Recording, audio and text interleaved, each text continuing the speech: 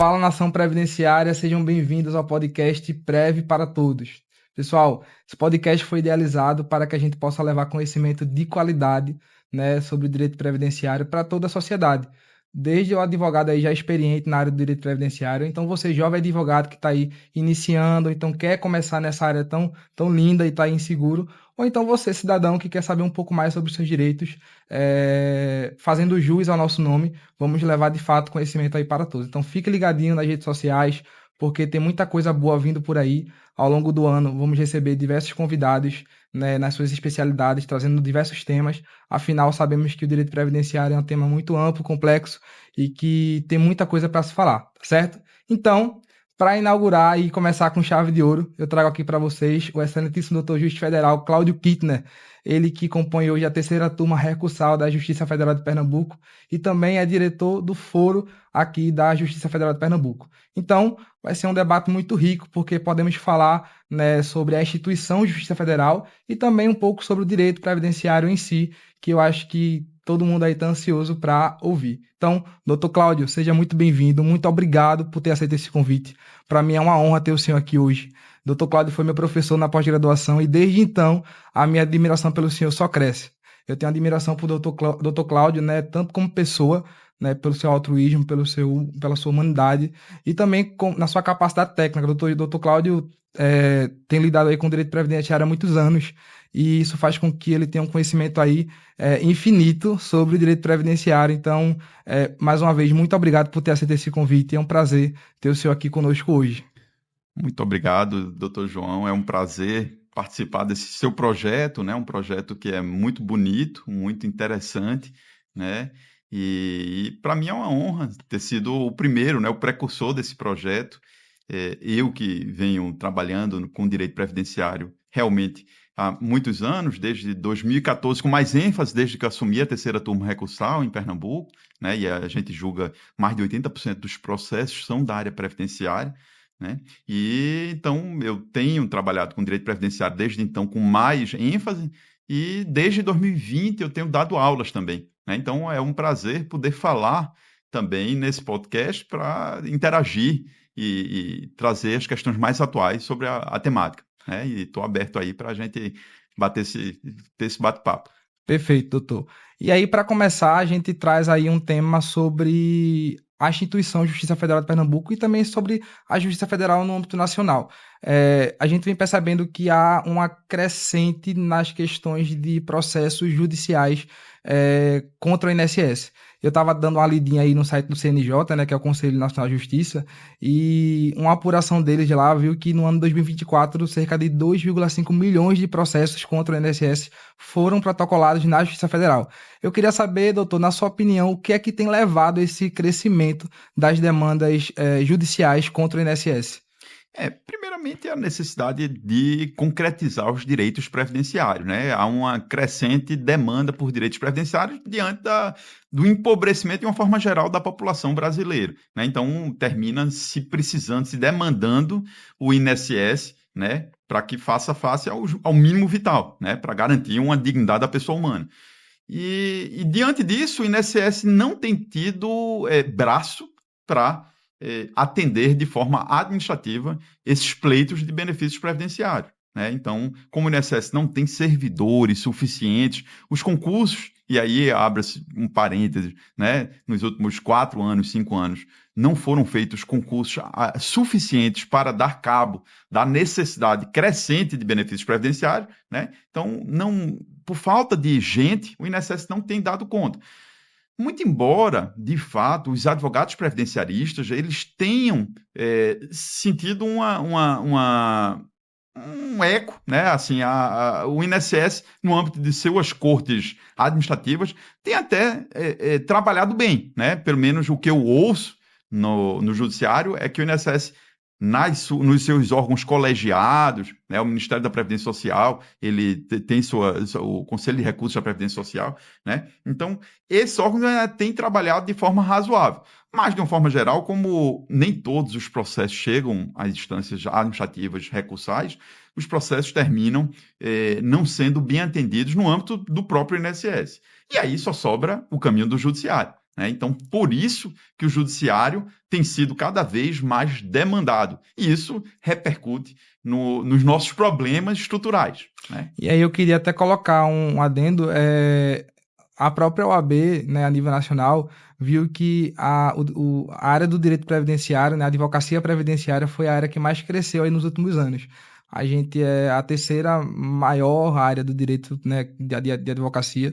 E aí eu acredito que também isso influencia também no aumento das demandas. Então, a advocacia previdenciária vem crescendo e há quem diga que daqui a alguns anos aí ela ficará no primeiro lugar aí das advocacias, né, que temos no âmbito nacional. Então, acho que esse problema estrutural do INSS nessa análise um pouco menos minuciosa, né, que deveria ser mais minuciosa, muitas vezes a gente se depara com indeferimentos, né, por besteira, e aí a gente precisa acionar o Poder Judiciário também por coisas que poderiam ser resolvidas ali no próprio âmbito administrativo, e acaba que a gente cresce essas demandas e causa problema para todo mundo.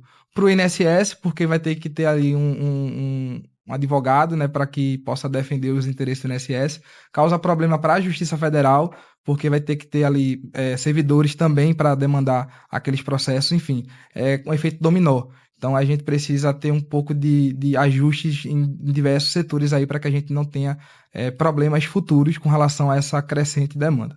E aí, doutor, ainda a nível institucional, e aí agora uma coisa boa, né? Eu percebi que a Justiça Federal, e especialmente a de Pernambuco, tem adotado algumas medidas, né, para facilitar os andamentos dos processos e também os atendimentos, né, dos advogados.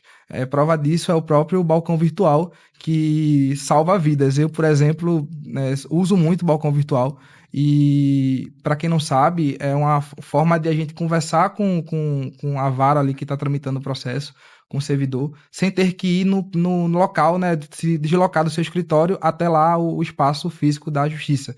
E ali pelo computador, através de uma chamada de vídeo, você consegue resolver muita coisa. E muita coisa a gente resolve de fato pelo balcão virtual. Então, isso é uma das medidas que a gente consegue notar aí que foi primordial para a nossa atuação como advogado. E aí eu queria saber quais foram as principais melhorias implementadas na sua gestão como diretor do foro aí da Justiça Federal de Pernambuco. É importante aqui destacar, né, que eu venho tentando, na verdade, sabedor desses problemas estruturais do INSS, sabedor da crescente demanda de processos na Justiça Federal. E também, por trabalhar nessa área, eu termino sendo mais, direcionando, enfocando muito. A minha primeira medida, quando assumi em 2021 a direção do foro, eu, na condição de diretor do foro, eu administro a Justiça Federal em Pernambuco, né? Então, a gente tem que dar cabo de 10, são 11 prédios, né, ao longo, em todo o estado, e por isso que eu faço viagens pelo interior, para ver o que é que está precisando de demandas. Mas minha primeira preocupação foi resolver esses problemas no Juizado Especial Federal, né? O Juizado Especial Federal em Pernambuco, e aqui eu dou mais ênfase em Recife, né? A gente só tinha, quando eu entrei na minha gestão, só tinha 3 varas, né? E aí, um desembargador tinha sido promovido da primeira vara, e a gente aproveitou o ensejo para converter uma vara em vara de juizado especial federal. Então, ficamos com 4 varas. E continuamos os nossos estudos para tentar minimizar essa morosidade dos processos, que são mais de 80%, né? Por volta de 85%, 90% são de previdenciário, né? E a gente tinha uma distribuição mensal em torno de 1.100, 1.200 processos, né, por mês. Você vê 1.100, 1.200 processos para um juiz Muita coisa. julgar, né? Ele precisa julgar 1.100, 1.200, senão ele se acumula para o mês seguinte e vai virar uma bola de neve, né? Então a gente notou que havia esse problema, né, que era o principal gargalo do sistema de juizado, a vara de primeira instância, né?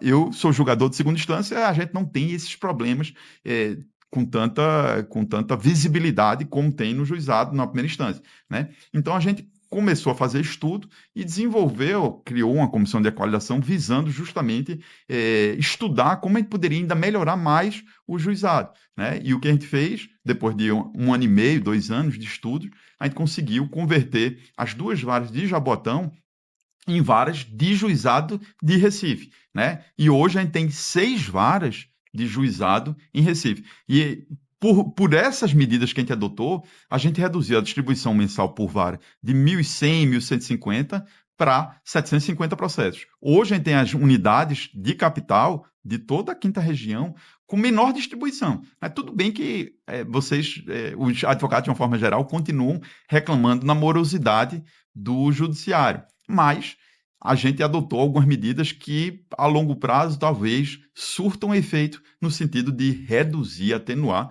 esse problema de distribuição de... A gente tem um acervo por vara em torno de 11 a 12 mil processos. Né? Então, são 11, 12 mil processos que os advogados estão esperando para que sejam julgados.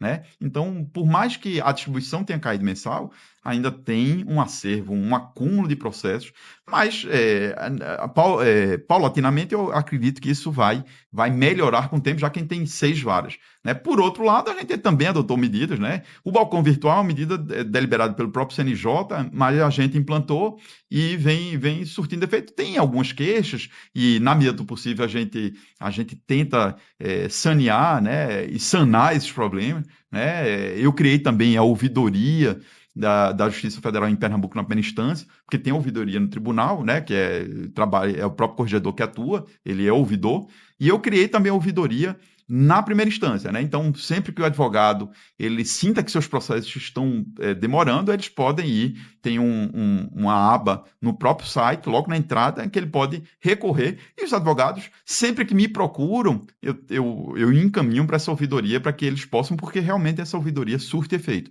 né?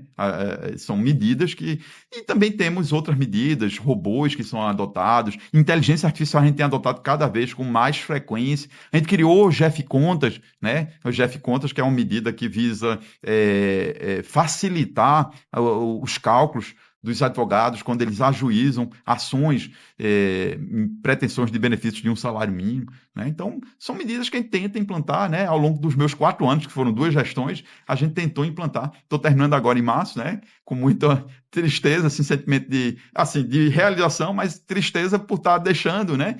Depois de tantos anos para mim, né? Para os outros talvez não seja, mas 4 anos para mim foi um bom tempo, né? E estou terminando agora no final de março a minha gestão e acredito que com boas realizações. Né? Doutor, eu sou jovem advogado, eu tenho aí menos de 2 anos, né, desde o meu juramento na OAB, mas eu tenho amigos que militam aí no direito previdenciário há 10, 15, 20 anos, e a gente consegue notar de fato que houve uma melhoria notável com a sua gestão na frente ao diretor, né, como diretor do foro.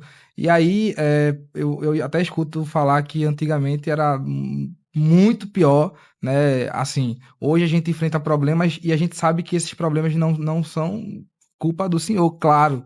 A gente tem aí diversos fatores que faz com que a gente tenha essa demora, enfim, falta de servidor, né, orçamento, toda essa questão aí que não depende exclusivamente do diretor, mas a gente consegue enxergar facilmente que, na medida do possível, o senhor vem aí trazendo ideias, inovações para que as coisas de fato possam andar e estão andando, e eu tenho certeza que a nível de futuro a gente vai melhorar cada vez mais, até com o avanço da tecnologia, a implementação da inteligência artificial. Eu acredito que a gente tem um futuro aí promissor para a Justiça Federal como um todo e os processos serem mais céleres. Então, dando continuidade na nossa conversa, vamos falar sobre direito, né? Que aí o pessoal, quando eu trouxe a ideia do podcast, eu, né, consultei alguns amigos advogados, né, e fiz algumas ideias de perguntas. Claro, foram muitas e eu selecionei aí algumas que eu acho que sejam bem interessantes e recorrentes aí, atuais para toda a advocacia, para todo cidadão como um todo.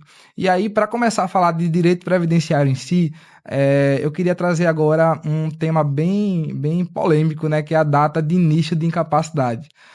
A gente tem notado que algumas turmas tem mudado essa data de início da incapacidade, especialmente a terceira turma recursal. A gente já notou algumas decisões que muda a data de início da incapacidade baseado na documentação médica presente no processo, e aí o perito judicial lá no primeiro grau fixa a DI numa data, e aí a turma recursal coloca essa data mais para trás, e isso muda todo o processo, porque a data de início do benefício ela tem muito a ver com a data de início da incapacidade.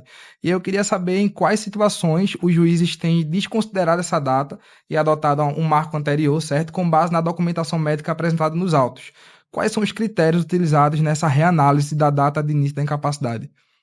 Doutor João, como o senhor bem falou aí, a data do início da incapacidade é um tema bastante relevante para o direito previdenciário, porque ela serve para, no caso dos benefícios por incapacidade, para marcar geralmente, quando o benefício vai começar a ser pago, né? Porque a partir do momento que a pessoa se tornou incapaz, ela provavelmente vai fazer jus a um benefício, né? E aí, muitas vezes, esse benefício deve ser pago nesse momento em que a pessoa está incapaz. Por isso que a data de início da incapacidade é tão relevante, né? E, sendo relevante, o que é que pauta a fixação da data de incapacidade, né? Geralmente, quando a parte vai ao INSS, seria aquele laudo que ele apresenta, né? O perito lá no INSS, ele se pauta pelo laudo mais antigo, né? Que demonstra essa incapacidade.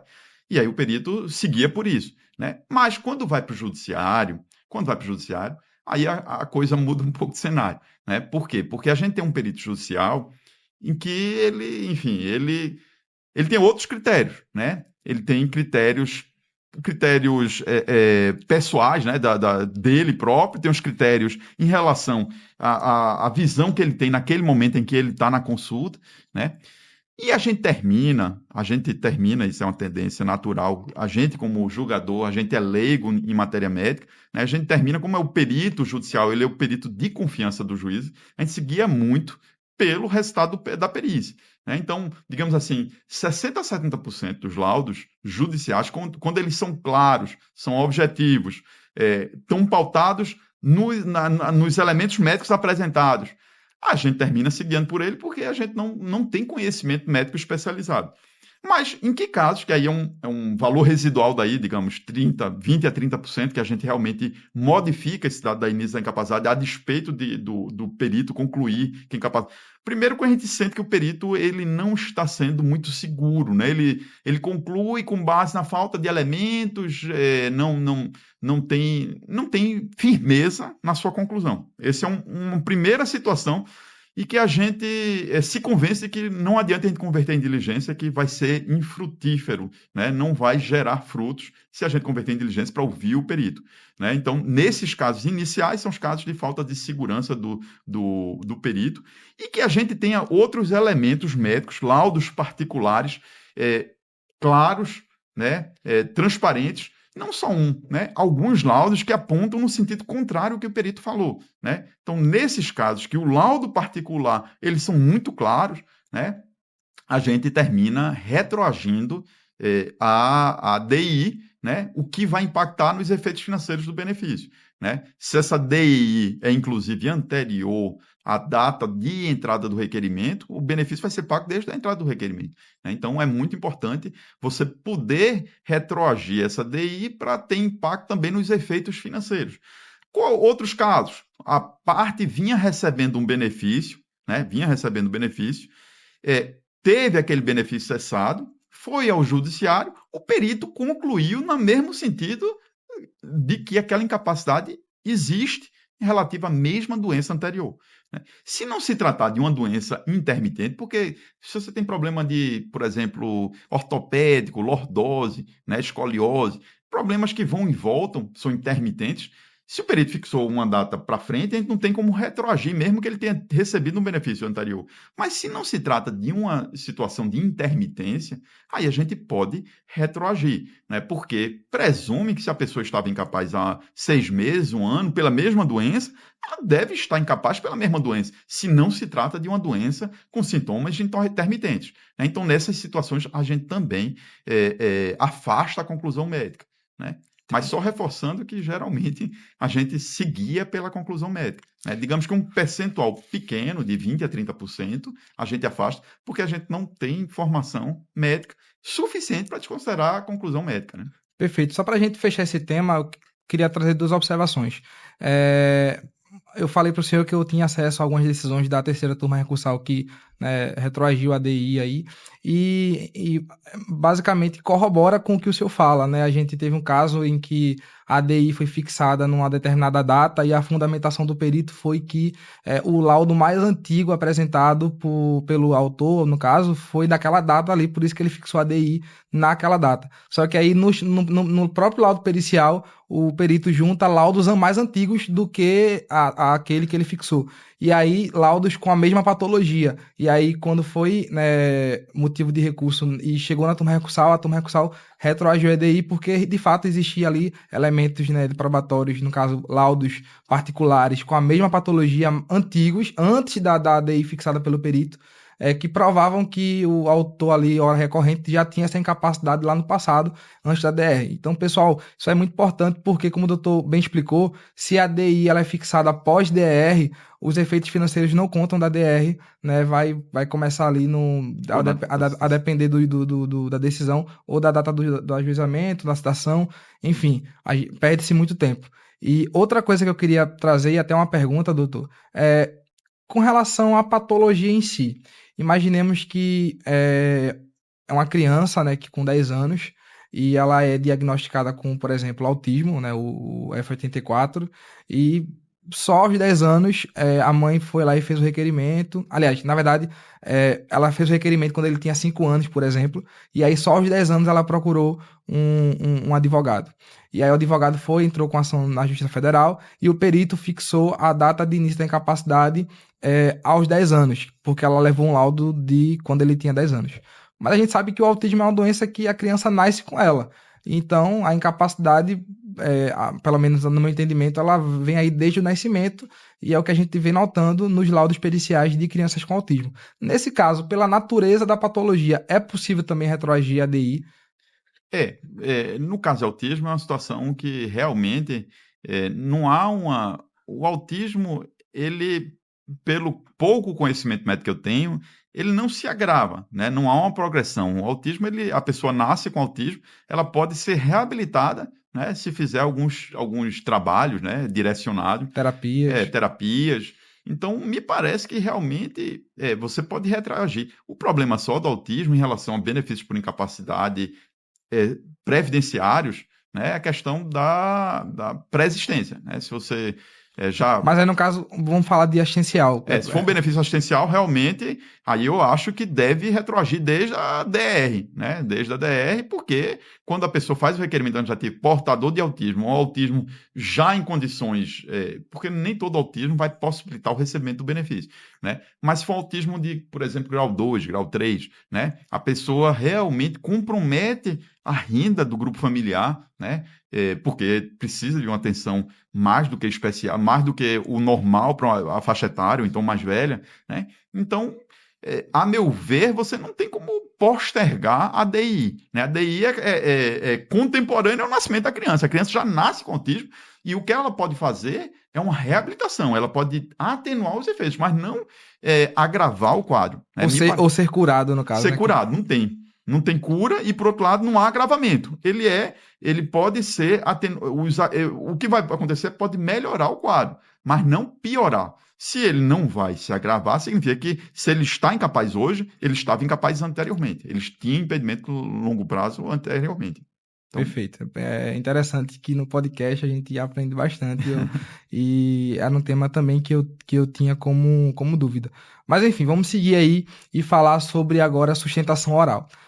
A sustentação oral ela tem se mostrado fundamental, né, para os advogados quando se fala na defesa dos seus clientes nas sessões de julgamento das turmas recursais. Inclusive eu sou prova viva disso. Eu sou defensor, né, da sustentação, inclusive quando amigos meus, né, pedem orientação, e aí sustenta, eu digo sempre sustente, porque pode mudar todo o rumo ali do processo.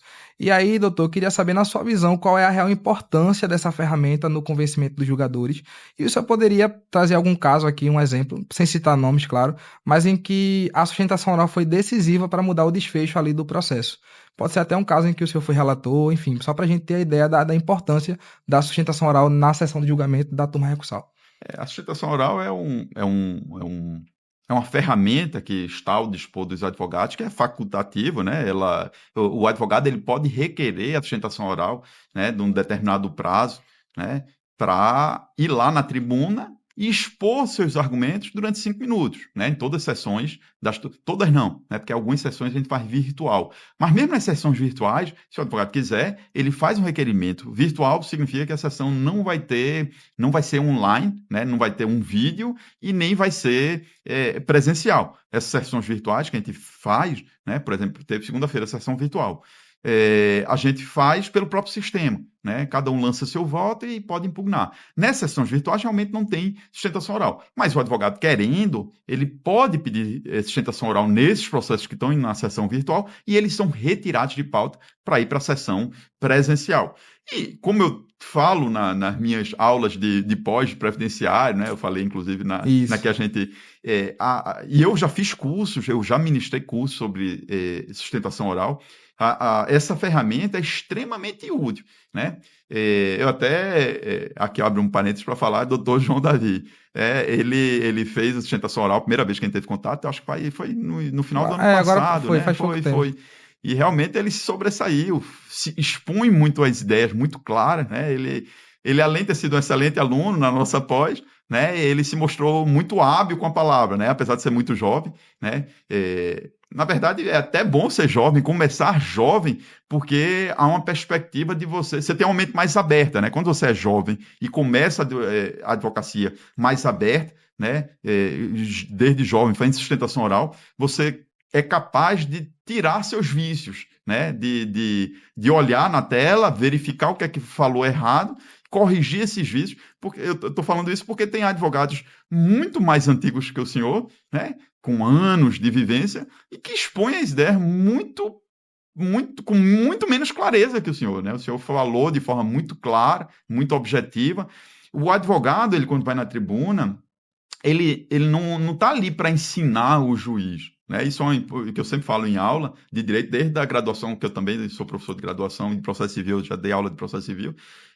O advogado, quando ele faz a petição inicial, quando ele contesta, ele não deve redigir petições, peças processuais para ensinar o juiz. Como também na sustentação oral, não é ali, não é o momento que você está lá para citar a doutrina, para invocar leis você só deve invocar a lei se você imaginar que o juiz não conhece aquela lei, não conhece aquele dispositivo. O importante para o advogado ali na sustentação oral, naquele momento que é tão curto, de 5 minutos, é você trazer elementos fáticos que geralmente o juiz desconhece. Questões que vão despertar a curiosidade do juiz sobre aquele caso. Né? Questões que provavelmente o juiz não teve conhecimento. Né?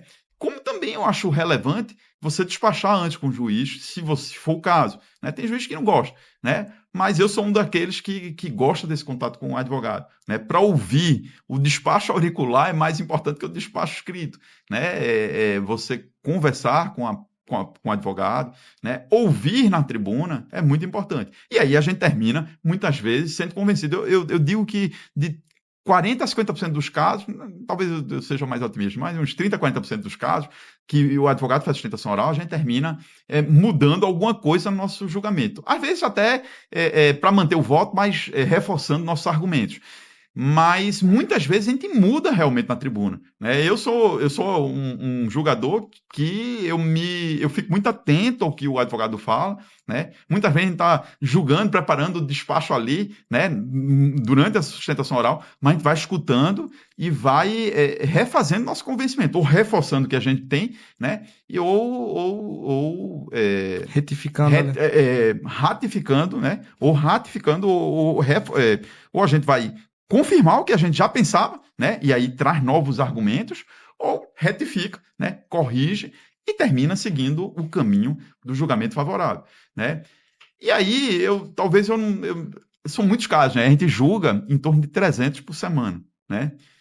Tem todo tipo de casos, né? Tem casos que pensão por morte de cônjuges ou companheiros simultâneos, né, que sempre gera discussão lá e emoção, porque vem uma parte, vem outra, né, um defende uma mulher, outro defende outro, ou homem, né, tentando ou desdobrar o benefício da pensão por morte, né, ou dizer que não, quem tem é só Só eu, um, né? só tem um, né, só eu fui esposa dele, né, que fui companheira. Aham. E aí a gente termina se convencendo naquele momento, né, diante dos argumentos muitas vezes emotivos, né, mas muitas vezes também, aí eu faço abro aqui um parênteses para dizer que muitas vezes a gente já traz, porque quando a gente traz o voto, quando o voto é favorável a quem está postulando a sustentação oral, a gente já dispensa, né?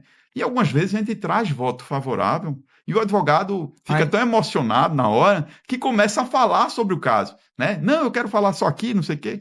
E termina prejudicando seu cliente. Aí eu não vou dizer que eu vou trazer um caso específico que eu mudei para conceder, mas eu mudei para tirar o benefício. Eu tirei para mudar benefício, né? Situações que o advogado trouxe elementos ali na conversa informal, no sentido de demonstrar que não havia relação de companheirismo, né? Não, porque na verdade ela não morava junto, mas ficou até o final e acompanhava ali, está muito preocupada. Mas aí então não há união estável, né? Não há união estável. E aí a gente terminou. e aí o que estava O que aprovado. estava favorável, eu disse: não, agora a gente vai precisar da sua sustentação oral, porque é provável que a gente vai tirar esse benefício, né? Outro caso de danos morais, né? Circunstância em que a gente tem muito, que aí não é previdenciário, mas aí eu estou só contando Sim, casos que a sim. gente muda, né? Que aí era dano moral, um acidente na pista, né? E o advogado ficou tão emocionado que trouxe elementos fáticos que iam de encontro, né? De encontro, ou seja, ia contrário à tese que está sendo sustentada ali, né? E aí que ia estar sustentado no papel. E a gente terminou também mudando, né? Então, o advogado tem que ficar muito atento naquele momento que ele está diante do juiz, né? Não só na parte formal, quando ele vai fazer sustentação oral, como naquela conversa informal, né? Que ele não foi proclamado o voto, mas foi sinalizado que vai conceder o benefício. Então, a gente vai conceder o benefício, porque por isso, aí o advogado pede a palavra, não, eu queria falar isso, isso, isso. Aí termina prejudicando e aí pode perder o benefício, né? Então é importante toda a atenção do mundo naquele momento, que mesmo no momento informal pode comprometer o direito ou pode favorecer também, né? Nessas conversas informais, a gente também, muitas vezes, a gente se convence do direito. O advogado chega um pouco antes da sustentação oral, conversa com o relator, né? E a gente termina naquele momento sendo convencido de algum elemento fático que é relevante. O que o advogado não pode fazer, e aí eu sempre ressalto bem tanto na pós quanto nos cursos que eu dou, é ficar se intrometendo no julgamento, né? Porque o advogado ele faz sustentação oral ali, naqueles 5 minutos, tenta trazer elementos facilmente perceptíveis para o julgador com elementos de prova, e depois ele deve se calar. Ele só pode intervir no julgamento, quando cada julgador está proferindo seu voto, se tiver elementos fáticos novos, né? Alguma coisa que o julgador ele não está levando em consideração. Aí ele diz: não, pela ordem de julgador, eu Não quero a ficou muito, não palavra ficou muito porque não ficou claro. muito claro, tem um elemento fático aqui, tem um elemento de prova aqui que não, enfim, você tem que apontar algum elemento fático de prova que não está sendo. Agora, para você dizer, não, tentar convencer de novo, não, o julgador, muitas vezes, ele se chateia com aquela intervenção, porque o advogado, a depender da circunstância, ele se acha num ambiente tão informal que ele acha que ele pode participar do julgamento, Eu né? já presenciei, inclusive, um advogado levando bronca ali na hora Exatamente. Eu tenho toda a cautela do mundo para não constranger o advogado, É, né? Deixar ele à vontade, de não puxar a orelha dele, mas tem colegas meus que é. aí esses colegas eles são mais duros, né? E isso pode comprometer, inclusive, o direito do seu cliente, né? Muitas vezes o advogado, o juiz fica ali abusado, Então, né? o E que aí já era não, o fica não definitivamente. porque no direito você tem vários caminhos a serem tomados, né? Muitas vezes a gente tá ali no último minuto, eu tô pensando ainda, refletindo, eu tenho 3 caminhos a seguir, eu posso dar isso, isso ou isso. E aí e os 3 estão respaldados pelo direito, pela prova nos autos e pela legislação, né? Mas aquele momento é o momento da subjetividade do juiz, do sentimento, do sentire, né? Porque sentença vem do latim sentire, né? É o momento do sentimento. E aí, naquele momento, o julgador ele termina sendo influenciado pela emoção do momento, ele pode ficar chateado e seguir aquele caminho que é mais favorável, Tem até né? um princípio do convencimento motivado, né, que fala sobre isso. Então, ali, Isso. ali diante dos elementos, ele se convence. Ele se convence e às Pronto. vezes é uma subjetividade ali que leva ele a se convencer, né? Ele tem que motivar, porque é o livre convencimento motivado, mas ele pode motivar por questões que ele pode encontrar no direito, ali um princípio, e aquele princípio é muito subjetivo, né? E ele levou para aquele princípio porque ele se chateou ali com aquele advogado, né? Entendi. Então, o ser humano ele é falível, né?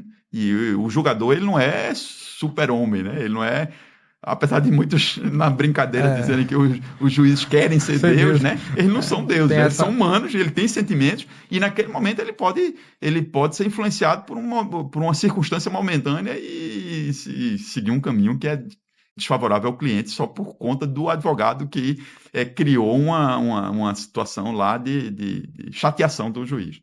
Então, pra Não, não gente. é o certo, não, viu? O juiz ele não deve ser influenciado por suas emoções momentâneas, né? Porque aquilo ali vai ter uma repercussão perene, né? A pessoa vai deixar de receber um benefício permanente, né? Definitivo, como uma aposentadoria, uma pensão, porque o juiz se chateou naquele momento com o advogado, né? Não, não faz sentido. Mas acontece porque o ser humano é falível. Entendi. Então, para a gente concluir o tema da sustentação oral, uma dica aí para os advogados, amigos aí que estão assistindo esse podcast, sempre sustentem, tá? Sempre sustentem.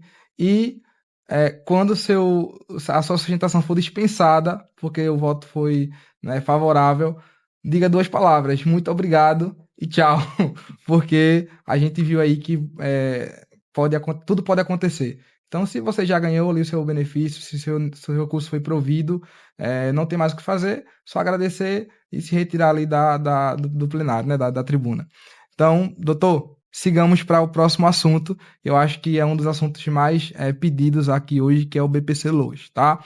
E a gente sabe que o BPC Loas é um benefício, né, de cunho assistencial, que além do requisito da deficiência e da idade avançada ali, a gente também tem o requisito da vulnerabilidade social. E aí a gente percebe que essa avaliação da condição social ela pode variar muito entre os juízes, né? Enquanto alguns consideram fatores como a simplicidade na moradia para reconhecer a situação de risco, e aí outros, né, descartam a vulnerabilidade com base em aspectos ultrapassados, como a presença de cerâmica, de laje, de PVC. E aí eu queria saber do senhor como é que a justiça tem lidado com essa subjetividade na verificação social e se há uma tendência na uniformização desse critério nas decisões das turmas recursais. Essa questão do requisito da miserabilidade, que é o benefício assistencial, para quem está começando agora ou mesmo desconhece, né, o benefício assistencial da LOAS é um benefício que visa atender aquelas pessoas que, além de ter ou uma deficiência ou uma idade avançada, mais de 65 anos, né, uma deficiência que gere um impedimento a longo prazo, né, também para que elas deve também, cumulativamente, ter um requisito de ordem econômica. Né? A pessoa para ter direito a um benefício assistencial, não basta ser deficiente, não basta ter uma idade avançada. Precisa estar passando por privações. Né? E aí você precisa ter menos do que 1/4 de um salário. É um requisito matemático, né? É menos de 1/4 do salário mínimo per capita, né? Por pessoa. É um requisito matemático, mas é um critério objetivo. Né? Esse critério é objetivo. Se tudo fosse perfeito, né? A pessoa declararia a renda e estaria tudo resolvido, né? Sob o ponto de vista objetivo. A pessoa, o INSS teria acesso, a parte declararia o real, tudo estaria perfeito porque tem um requisito na lei objetivo. Mas esse requisito objetivo, ele é falível, né? Ele é falível porque muitas vezes a pessoa recebe aquela renda, mas por circunstâncias pessoais não conseguem fazer face àquela contingência, até pela doença que tem mesmo, né? E também, em algumas circunstâncias, a pessoa omite renda, né? Vive na informalidade. Então, se por um lado as pessoas que ganham mais, muitas vezes, têm direito ao benefício porque tem alguma contingência da vida, fazem jus a um benefício assistencial, né? Porque apesar de ganhar mais do que um salário mínimo, ganha 1.500, 1.700, mas tem muitos gastos com medicamentos ou alguns gastos circunstanciais que estão prejudicando sua renda, né? Por outro lado, pessoas que dizem ganham R$ 300, R$ 400 ou não ganham nada, muitas vezes ocultam renda. né? E esse é o grande problema, quando a parte oculta a renda porque tem alguma renda ou informal ou porque tem uma renda que o INSS não tem acesso, porque é uma pensão de alguém que mora fora, enfim, uma pensão alimentar, ou que é dado de forma informal, né? Então, tudo isso, Noves fora, complica a situação do jogador da gente, né? A gente tem essa dificuldade de saber o que é certo, qual é a realidade dos fatos, né? Eu, quando entrei na Turma Hexal, nos idos de 2014, né? Eu tinha uma leitura muito enviesada, né? Muito, digamos que eu me humanizei, né, ao longo dos anos, né? Porque o jogador, em matéria de benefício assistencial, ele tem que ser muito humano para conseguir identificar as necessidades do outro, né? E aí, por isso que exige um certo altruísmo do jogador, né? Uma preocupação com o outro, né? Com o bem-estar do outro. E aí, realmente, você, como é um benefício que exige um sentimento do juiz, você não tem como padronizar entre as turmas, né? Cada jogador ali tem suas subjetividades, sua formação humanística ou não, ou mais dura, né? Então, é muito difícil você padronizar. Eu, por exemplo, eu mesmo, eu já fui da água para o vinho, né?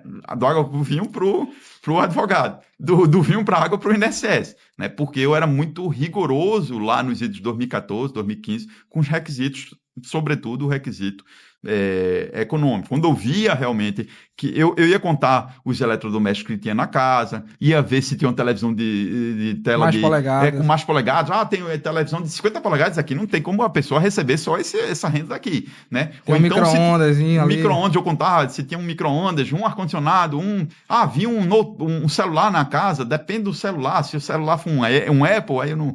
E também tem a questão da cerâmica, né? Eu olhava, via cerâmica ali bonita.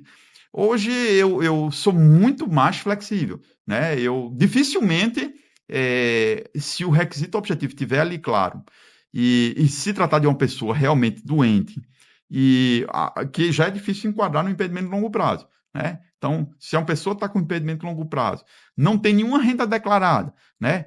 Aí naquela casa, eu olho e mesmo que a casa, porque aí é muito subjetivo, né? Muitas vezes o advogado diz, não, espalhe roupa, deixa a casa bem bagunçada, mas trata de uma pessoa que tem uma renda melhor, né? Para criar uma situação de pobreza, de miserabilidade que não é a verdade. Aparentar ali Aparentar, que tem uma né? Por miserabilidade. outro, muitas vezes já a casa não tem nem sequer banheiro, ou seja, sinais de que a pessoa não habita aquele imóvel, né? É muito pobre, muito miserável, mas tem sinais de que a pessoa não habita, né?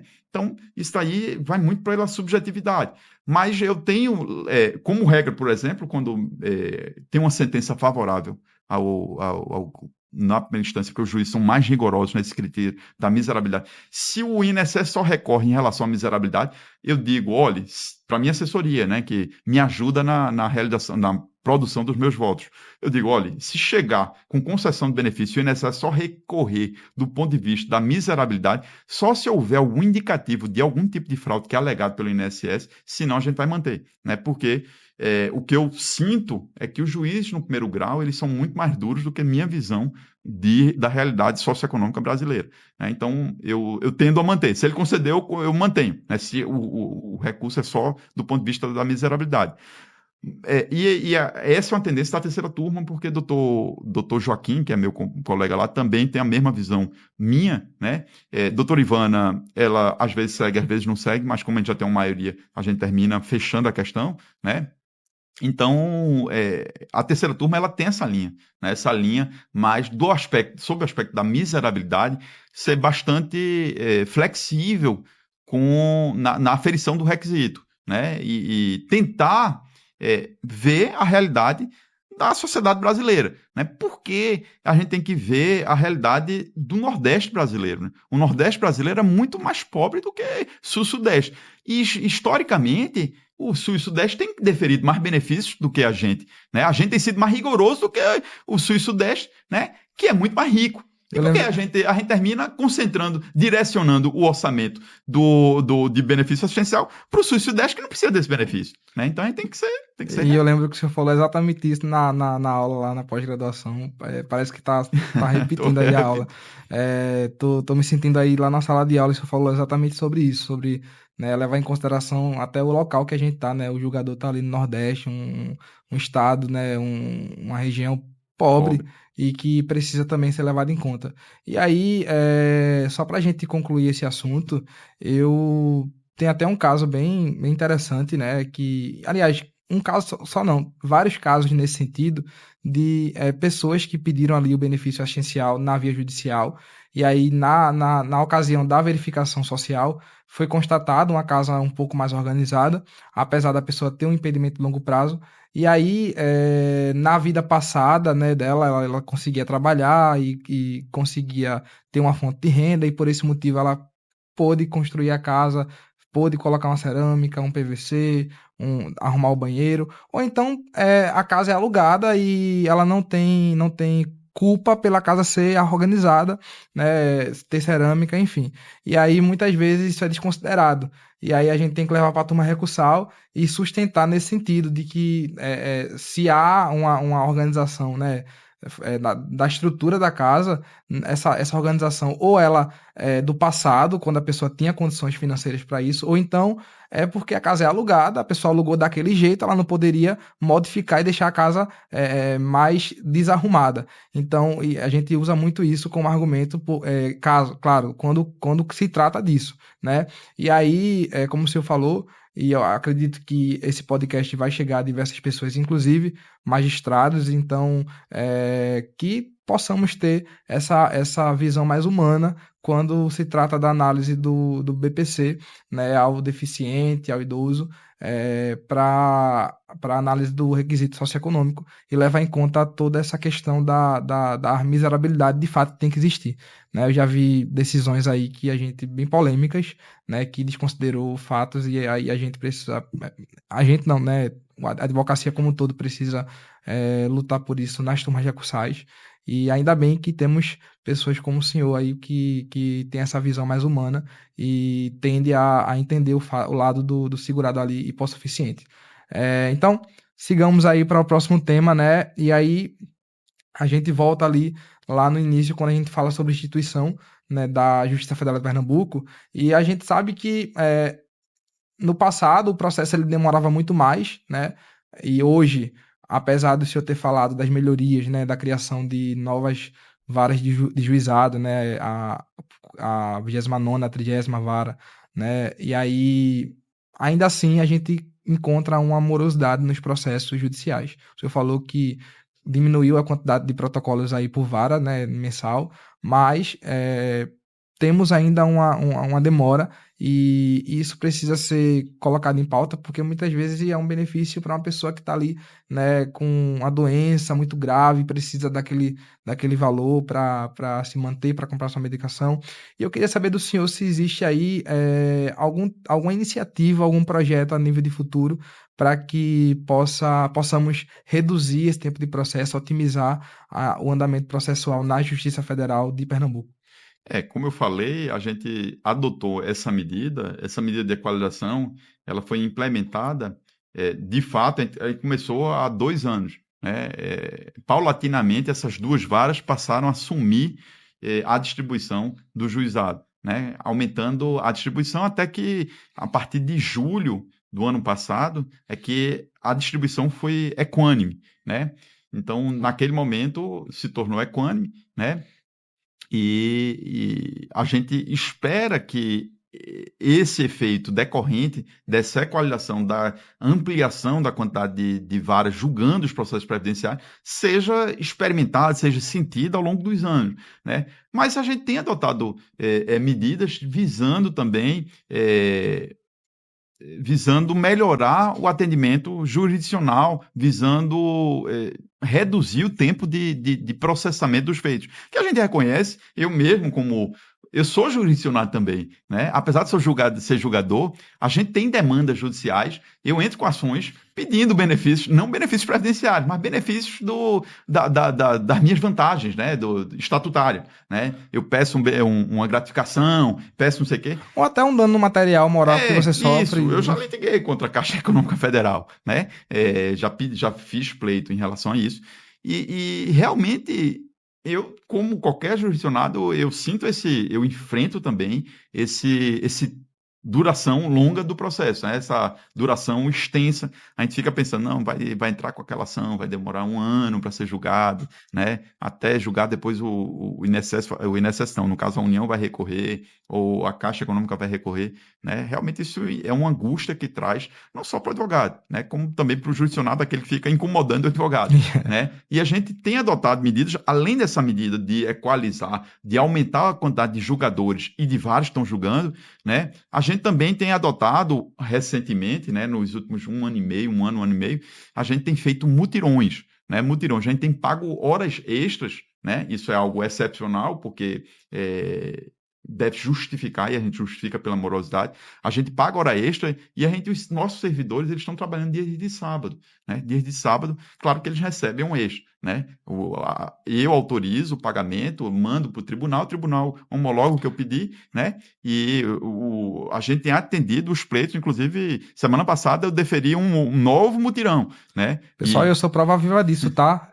Eu recebo notificações aí pelo post dia de sábado, dia de domingo, de movimentação, né, no processo de perícia. Já teve perícia marcada dia de sábado, já teve sentença proferida dia do domingo. Então, é a pura verdade o que o doutor Cláudio está falando. Então, pode continuar, doutor. Pois é, então a gente tem adotado essas medidas, são medidas, não são só paliativas, são medidas certeiras, né? A gente identifica quais são os gargalos, né?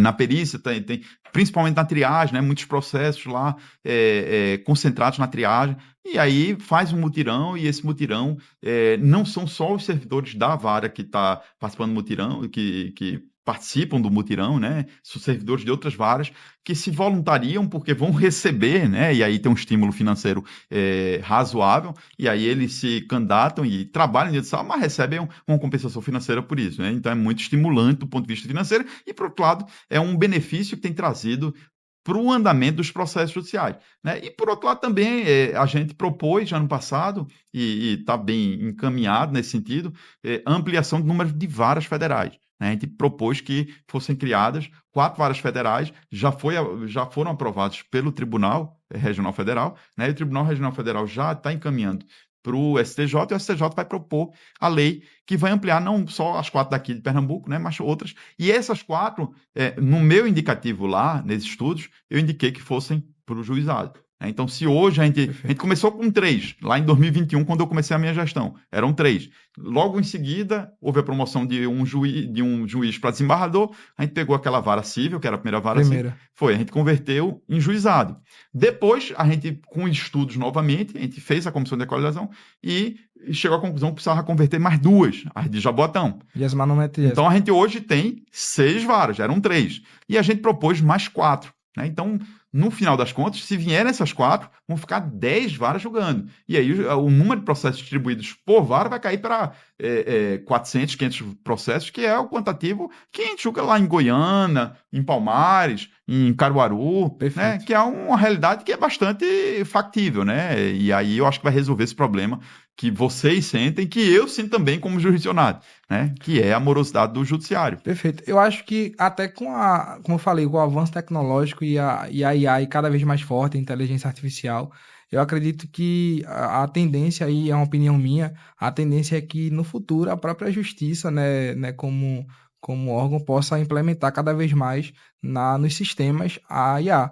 E eu tenho certeza que isso vai facilitar, porque a gente não vai depender mais de um servidor, por exemplo, para que faça pelo menos aquela triagem inicial, e aí o sistema automaticamente faz a leitura de documentos, e aí, identificando que está tudo certo, já marca a perícia de forma automática.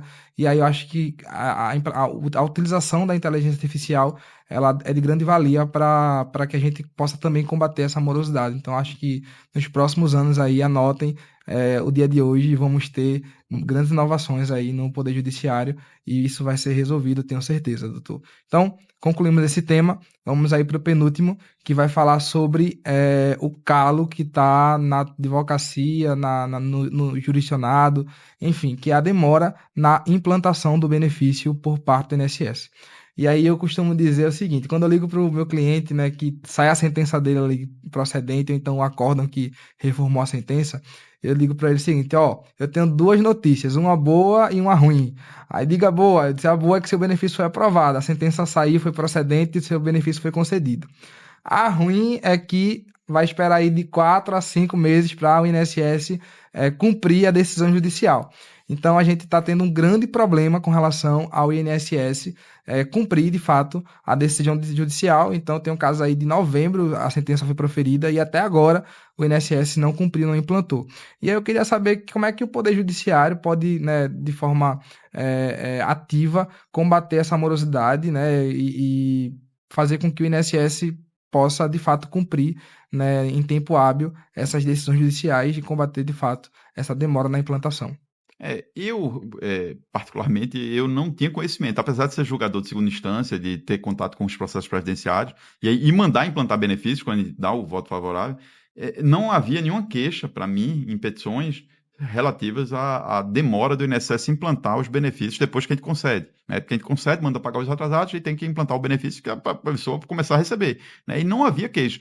O primeiro contato que eu tive com queixas, primeiro foi na pós, né? Em uma das pós que eu dou, os advogados começaram a se queixar, né? Depois, no fórum interinstitucional que Lá a na... OAB fez, Sim. eu acho que foi no final do ano passado, por volta de Sim. dezembro, né? Inclusive, nesse dia, eu sustentei na terceira e o senhor estava no fórum Foi, e eu foi senti falta, justamente que eu senti falta do senhor. Eu disse, cadê o doutor Cláudio? eu faltei o serviço, né? Eu perdi, Eu disse, mas rapaz, porque eu tinha esse cadê o compromisso, doutor Cláudio? Aí falou, não, vai ser substituído por, acho que foi a doutora Camila, eu acho. Camila, foi a doutora Camila, ficou a Foi, doutora Camila, a doutora Ivana e doutor doutor Joaquim. Joaquim. Mas, rapaz, quem vai, quem, Fui quem, desfalquei. quem vai me salvar? Foi. E Como era aí, um compromisso institucional e que isso. surgiu de última hora, na verdade surgiu na última semana, e realmente eu tinha que me fazer presente, porque todos os atores Sim, estariam sim. lá, né? Teve OAB, teve a OAB que estava presidindo, Perícia médica do teve a INSS. perícia do INSS, teve o procurador, uma procuradora federal, Aqui, teve todo o mundo, gerente executivo do DPU, INSS, não foi? gerente executivo do INSS, e também o coordenador do juizado, né? Doutor Marcos Saraiva, que é juiz da 15ª, eu acho, né? Muito bom. E aí, nesse fórum institucional, apesar de ter lá participado como mais um ator, mas todas as concentrações ficaram na gente, né? As queixas. E uma das queixas foi justamente isso, né? A falta de implantação. E aí foi que eu tomei conhecimento da gravidade, porque eram muitas queixas, né? Eram muitas queixas, e o coordenador já estava sabendo, eu não sabia, enfim. E o INSS deu a justificativa dele por falta de servidor, por falta de concurso, falta de orçamento, Tem até né? uma questão da meta, né? Que antigamente tinha uma meta para implantar e hoje Hoje já tiraram não essa tem, né? meta.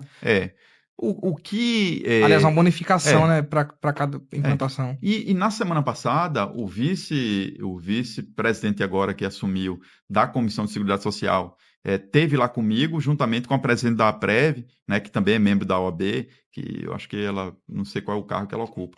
E aí eu Ela tá disse, na ESA, na Escola pronto. Superior. E aí eu disse, Doutora Thalita Bione. pronto, nessa reunião que a gente teve semana passada, eu inclusive, eu disse que se vier um ofício da OAB, que eu não tenho como resolver, na condição de diretor do foro, eu não posso determinar nos processos judiciais, porque os juízes eles têm independência funcional, né? Cada um é senhor dos seus processos, né? Eles presidem seus processos.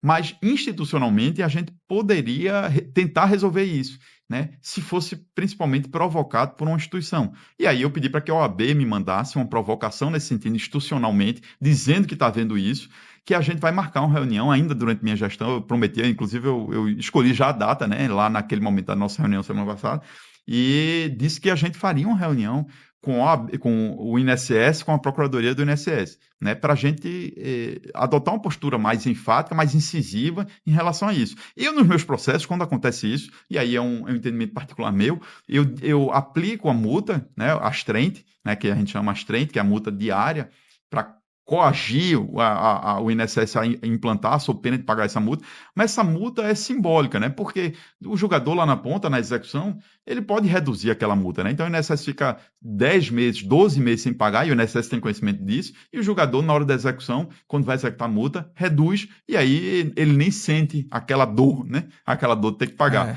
E aí o que é que eu faço nos meus processos? né? Nesses casos, eu mando que o oficial de justiça vá lá, intime pessoalmente uma autoridade do INSS, fixe o prazo de 72 horas, pego o CPF dessa autoridade e bloqueio o valor da multa do INSS em relação a essa autoridade. E isso tem surtido efeito, por isso que ninguém vem para mim, né? Porque quando eu faço, o negócio produz imediatamente a medida que é constranger o INSS a implantar o benefício, né? Mas realmente é uma medida que eu tenho usado Particular é isoladamente, sua, né? né? Isoladamente. Acho que se fosse Então, padronizado. se fosse padronizado, mas também é uma medida que eu confesso que não é uma medida que eu chamo de medida heterodoxa, né?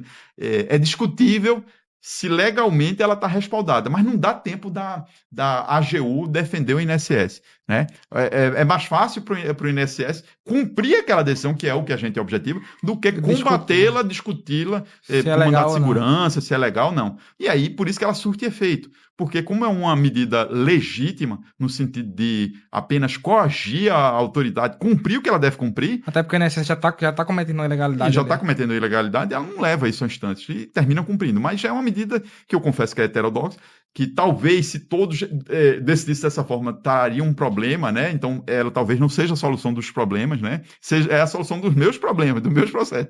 Porque, pontualmente, eu resolvo meus processos. Mas não é uma medida que pode se espalhar por aí, né? Porque talvez o INSS adotasse uma medida mais padronizada para combater essas decisões, né? Mas Ao invés de cumprir o que ele deve cumprir, né? Que é objeto. E aí, por isso que, para cumprir de uma forma uniforme, eu entendo que a gente precisa de uma conversa, um diálogo com a estrutura para entender qual é o problema e dizer qual é a medida que a gente vai adotar a partir achar a dali, né? solução, né? Achar a solução. E se não achar, a gente levar isso para os canais competentes, né? Dar notícia, por exemplo, institucionalmente, para o Ministério da Previdência, para todos os canais que são competentes, né? Para tentar resolver esse problema, que é um problema grave, é um problema.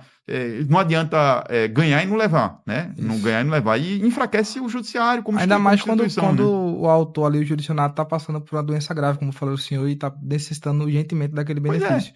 Em uma das reuniões, eu sou membro da comissão também de Direito da Seguridade Social da OAB, e em uma das reuniões da comissão, a gente até falou sobre o fato de que algumas varas, né, do juizado estão meio que aceitando como algo normal, inclusive na sentença. Ampliando o Isso. período, né? Para 60 dias, eu soube. Isso. Na Inclusive, sentença sai lá, implanta em até 20 dias, mas quando vai intimar para a obrigação de fazer, bota lá o prazo de 60 dias. eu Então é soube. como se tivesse meio assim, a gente aceita que não dá para cumprir em 20 dias, então dá o prazo de 60. Ou então dá 20, depois mais 20, depois mais 20, só depois de 60 dias é que aplica a multa. Então, assim, é algo que realmente precisa ser considerado, né, levado em pauta, conversado com o INSS para ver se acha uma solução e, se não achar, adotar medidas Mas. mais né, duras. Eu lembro, doutor, que eu trabalhei na minha época de estagiário, e aí eu depois fui promovido a assistente jurídico. Eu passei um ano no estado do Amazonas, mais precisamente na cidade de Manacapuru, é um interior do Amazonas lá, e lá a gente trabalhava com direito previdenciário também.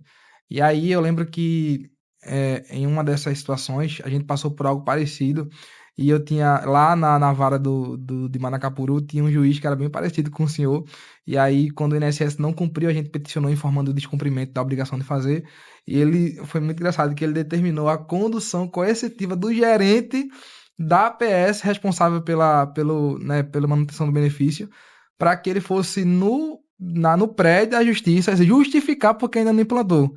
Num passado remoto, adotava como medida constitutiva a prisão, né? Eu mandava, sou pena de prisão, e prendia, mandava prender mesmo. Mas aí eu era juiz, eu comecei a magistratura lá na terceira região, né? Que é São Paulo, São São Paulo. Paulo e Mato Grosso do Sul, mas eu era juiz em São Paulo. E o tribunal TRF3, né? Ele começou a caçar minhas decisões. E aí eu disse, não tenho como mandar prender, né? Foi bom até o senhor falar do TRF3, porque lá eles implantaram um sistema, salvo engano, é Previjude. A implantação do benefício ela é automática, quando ele é de até um salário mínimo. E eu tive até um caso recente de concessão de pensão por morte lá, através de sentença. E aí foi muito rápido, a sentença saiu e é como se o próprio magistrado, ou então o assessor, o servidor, ele tivesse acesso ao sistema de implantação, né? Acho que até é pioneiro o TRF3. e me parece que vai ser adotado nos outros TRFs, né? Que seja, é, justamente por conta dessa demora. E aí lá é como se fosse automático. Então sai a sentença, sai o prazo para recurso, passou o prazo do recurso, não teve recurso, transitou em julgado, o benefício é automaticamente implantado. Não precisa que um servidor vá lá, não, um servidor do Entendi. INSS vá lá, pegue, implante, porque é isso que demora. Então tem pouco É, servidor para porque fazer na isso. verdade, aí que eu acho que é importante a inteligência artificial agir, né?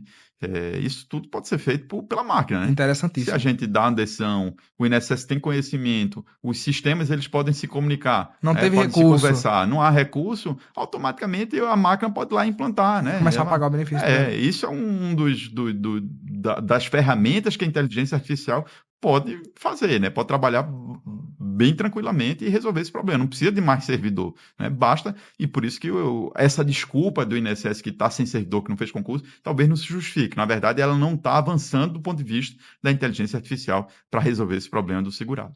Perfeito. Doutor, chegamos ao fim do nosso podcast.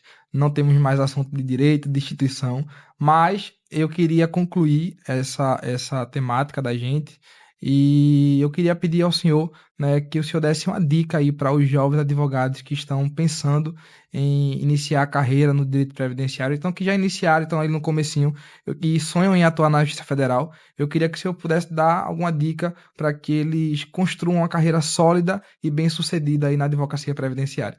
Sigam o Dr. João, né? Sigam o Dr. João. Dr. João é alguém que é referência, assim, nesse caminho do jovem advogado, né? E o que ele está fazendo exatamente o que deve ser feito, né? Que é estudar, fazer uma graduação. Não precisa ser super bem feito, que eu mesmo não fui aquele grande estudante de direito da faculdade. Precisa fazer uma faculdade preocupado com o seu futuro, né? E se preocupar em estudar matérias que são relevantes para o seu futuro, né? E aí, uma vez formado, você precisa, se você está direcionando os seus estudos para o previdenciário, ler muitas obras, né? Você tem várias obras aí de renome, né? O advogado ele precisa estudar, né? O primeiro caminho dele é estudar. E aí, quando eu falo estudar, não só estudar lendo livro, né? Fazendo pós-graduações, né? Aqui em Recife a gente tem 3, 4, 5 pós-graduações, né? Presenciais, pós-graduações online, e são extremamente importantes nessa capacitação para você entender, porque nessas pós de previdenciário você não tem contato só com o direito em obras, né, ou o direito lido, e sim com o direito na prática, né? A gente teve a oportunidade de discutir nas nossas aulas, né, com vocês, os Sim. nossos casos práticos, né? E então, estudar, ler, fazer pós-graduação, se atualizar com a legislação, porque a legislação previdenciária ela é extremamente dinâmica, ela está sempre sendo atualizada. Piscou, mudou. Pois é, piscou, mudou a instrução normativa nova do INSS, você tem que estar sempre atualizado com as instruções normativas do INSS,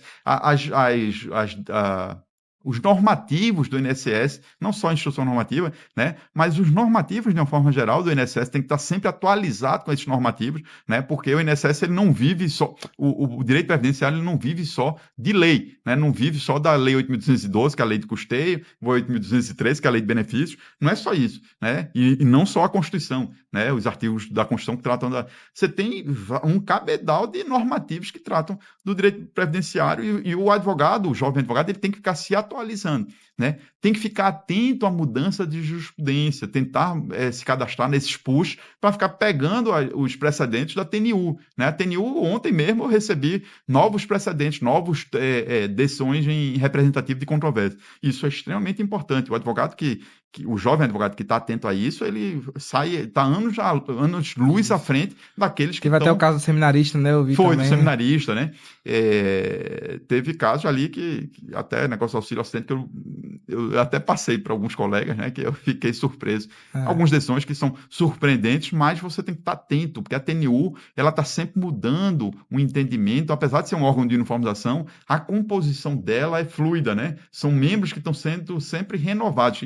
E aí, por isso que eu também sou contra essa renovação periódica do Supremo Tribunal Federal, o STJ, né? Que se falam em mandatos, eu sou contra esses mandatos justamente porque eu tenho a vivência da TNU. A TNU está sempre com mandatos e os jogadores estão ali mudando e a jurisprudência está mudando ao sabor do jogador que está ali uniformizando para todo o país. Então, mais uma razão para que o jovem advogado fique atento à jurisprudência, principalmente da TNU, da TRU, né? Da TRU local, da quinta região, se for da quinta região. Interessantíssimo, doutor, esse apontamento. E só para a gente concluir, ontem eu recebi uma dúvida de uma colega advogada e ela me falava sobre um caso de gravidez de alto risco. E ela disse que entrou com um pedido de auxílio por incapacidade temporária, mas aí essa segurada só tinha 6 meses, né, de trabalho ali de carteira assinada, não tinha tempo anterior, ela é muito nova, tem 20 anos, e ela foi diagnosticada com gravidez de alto risco, e e aí ela disse que o benefício ia ser indeferido porque ela não cumpriu a carência de 12 meses. De fato, não tinha cumprido, mas aí ela disse, e aí, doutor, o que é que o senhor acha? Eu já digo a ela que vai ser negado? Eu disse, não, vai ser negado, vai, o INSS vai negar, alegando que não tem carência para o benefício. Mas a gente tem um tema da TNU, acho que é o 220, que fala que a gravidez de alto risco é também uma patologia que dispensa a carência. Então, Mais um reforçando que eu digo que tem que seguir o doutor João, que ele está bem antenado, está bem atualizado com os temas, e aí ele sai na frente, na hora, você sai na frente, né, na hora de convencer um cliente, né, porque você mostra o advogado, o jovem advogado, porque o jovem advogado ele sai com um ponto negativo, né, diante do cliente, porque quando o cliente vê, ele fica surpreso com a jovialidade, que a jovialidade em matéria de direito termina depondo contra, né? Eu, quando assumi a magistratura, nos idos de 2007, eu tinha 27 anos, 27, 28 anos. Então, eu me achava muito jovem. E aí eu sempre usava toga, né? Lá em São Paulo é tradicional. Mas a toga eu achava muito importante para mim, porque eu convencia as partes de que apesar de ser muito jovem, eu era juiz, né? Imagina com sotaque pernambucano, lá em São Paulo, sendo um juiz federal, né? E com 27, 28 anos. Então, mais uma razão. Então, a jovialidade traz isso, né? A falta de confiança do cliente. E quando você demonstra conhecimento, como no seu caso, que demonstrou a atualização, você termina convencendo o cliente que a despeito de você ser muito jovem, você tem muito a oferecer, né? Muito mais do que outros advogados aí de renome que não estão se atualizando. Eu recebi uma cliente, né, Dona Maria, ó, semana passada, e a gente conversando. Aí daqui a pouco ela fez, doutor João já chegou no escritório? Eu disse, sou eu, tô aqui falando com a senhora. Pois é. E ela realmente, rapaz, o senhor é doutor João, meu Deus do céu, eu vi o senhor pelo Instagram, aí eu pensava que você era mais velho e tal. Mais velho. Aí já começa com um ponto negativo, assim, apesar de ser jovem, é bom, né? Todo mundo quer ser jovem. Tem empresário aí que tá fazendo nos Estados Unidos, na Europa, que fazem tratamento para rejuvenescer 10, 20 anos, 30 anos. Para a advocacia, a idade, os sinais da idade terminam sendo favoráveis, né? Isso. Mas, por outro lado, você sendo jovem e demonstrando conhecimento e se atualizando na jurisprudência, você sai muito à frente, né? Então, eu acho que é muito vantajoso. É muito importante você estar sempre atualizado, né? E por isso que se cadastrar nesses push é muito importante para o jovem advogado. É isso aí, doutor Cláudio. Chegamos ao fim do nosso podcast. Mais uma vez eu queria aqui reiterar a minha gratidão. Quando o senhor aceitou o convite para estar aqui conosco, eu fiquei muito feliz. Ela é prova viva disso. Eu disse a ela, acho que é um dos dias mais felizes da minha história como advogado, né, que está só começando, e eu não consigo expressar em palavras a gratidão de ter o senhor aqui comigo hoje. Então, mais uma vez, muito obrigado. E para o pessoal que está assistindo, fiquem ligadinhos nas nossas redes sociais, né? Continuaremos com o nosso projeto Podcast Prev para Todos. Traremos outros convidados com outros conhecimentos. E a ideia é essa, pessoal, deixar sempre vocês atualizados sobre os temas de direito previdenciário, fortalecer o conhecimento, inovar o conhecimento e deixar aí todo mundo preparado para a atuação, e para você também que quer saber um pouquinho do seu direito previdenciário, ficar por dentro. Então, muito obrigado a todos pela audiência, um cheiro no coração, como de costume, um abraço, tchau, tchau, até a próxima.